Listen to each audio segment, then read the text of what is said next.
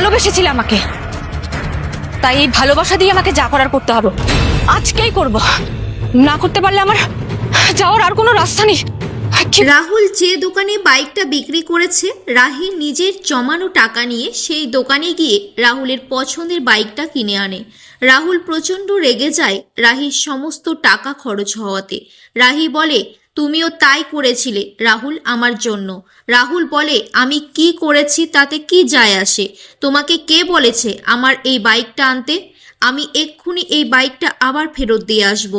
এই ঋণ সুদের খেলাটা আমার একদম আর ভালো লাগছে না। রাহি তখন চিৎকার করে উঠে বলে, বিয়েটা কোনো ঋণ শোধের খেলা নয় রাহুল।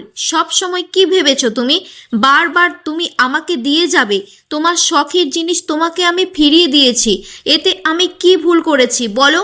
কোন অপরাধটা আমি করেছি? আমাকে বোঝাও। রাহুল বলে, বোঝার চেষ্টা করো, আমি তোমার থেকে এটা নিতে পারবো না রাহি। পরবর্তী এপিসোডটি দেখতে চাইলে একটি লাইক ও সাবস্ক্রাইব করুন।